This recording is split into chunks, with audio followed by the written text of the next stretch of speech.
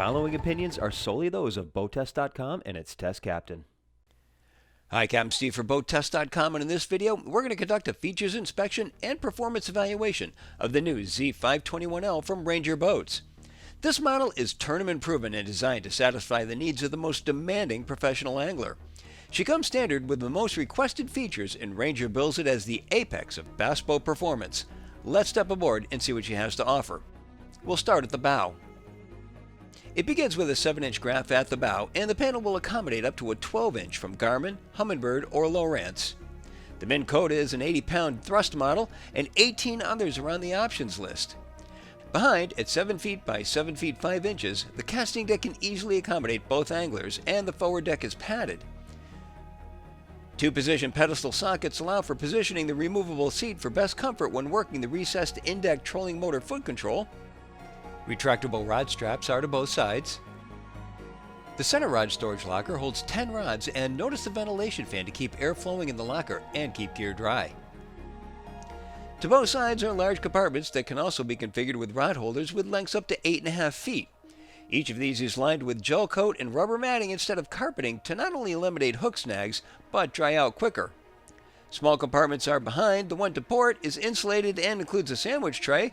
To starboard is a day box that is vented and draining. At the 7-inch step down into the cockpit, there's an insulated storage compartment. Tool and ruler holders are alongside, and at the base there's an integrated net holder. All in, we're getting the idea that this boat is loaded with storage solutions. All hatches are locking and most held open with gas struts. The port side console is optional and has a large glove-style compartment that's not only deep, it has USB and charge ports. 2 grab handles are just below.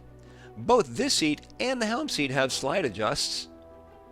They also have spring support systems that really take the shock out of running fast through chop.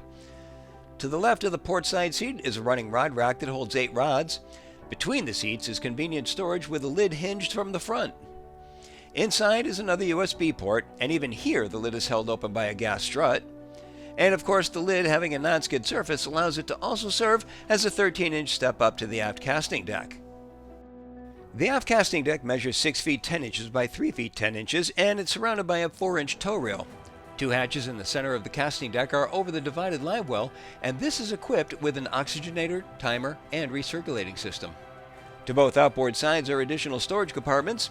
They're gel coat lined, and with every other storage box on board, they're insulated. A receiver in the center will accommodate a pedestal bicycle seat or a fold-down seat, both standard. The Helm Console starts with a standard 9-inch display, and this panel will hold up to a 16-inch unit. Notice over to the right there's a touchpad. This is for inputting a code that will start the boat. No key. Below, still more USB connectivity, a 12-volt outlet, and then the live well controls. Under the console there are 2 dead pedals and then a center-mounted hot foot pedal providing the acceleration. A compartment against the transom holds the batteries, 2 trolling and 1 engine start, and Ranger went with lithium batteries for the Z521L. They're lighter and put out full power until they're dead, unlike lead-acid batteries that slowly degrade as charge is depleted. In the center is the battery charger, and of course there's a battery switch that includes a crossover to use the trolling batteries for starting in a pinch. Our test boat was powered by the 250 horsepower Mercury Pro XS 4-stroke, and the boat's rated for up to 300 horsepower. Hydraulic steering is standard. The motor is attached to a manual jack plate. Hydraulic is available as an option. Now, in the engine well is a switch to allow internal water to drain out. This is instead of breaking out a wrench and removing a plug at the bottom of the transom. This is a much more user-friendly solution and certainly much easier to see before launching. And notice that there's a reboarding ladder to the port side. Just ahead are stylized plates that also serve as grab points to aid in reboarding. And right alongside are the 3 pump outlets for the live wells and bilge pump. The Ranger Z521L has a length overall of 21 feet 8 inches and a beam of 98 inches. With an empty weight of 1,950 pounds, 25% fuel, 2 people, and test power, we had an estimated test weight of 2,952 pounds. With a single 250 horsepower Mercury Pro XS turning a 14 by 23 prop and wound up to 5860 RPM, our speed topped out at 67.1 miles per hour. Best cruise was at 3,000 RPM and 26.1 miles per hour. At that speed, the 5.5 gallon per hour fuel burn translated into 4.8 miles per gallon and a range of 220 miles. all while still holding back a 10% reserve of the boat's 51-gallon total fuel supply. One thing that stands out with Ranger boats is the handling. There's no elevated skill set required to drive these boats. No chine walk like we see in other brands, just a driver-centric fishing boat that can actually be driven by fishermen.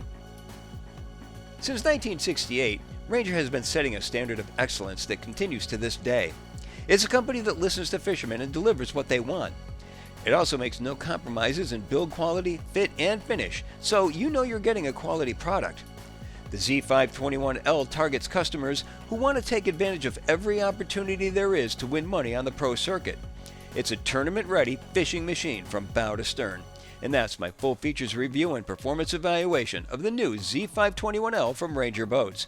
For BoatTEST.com, I'm Captain Steve. We'll see you on the water.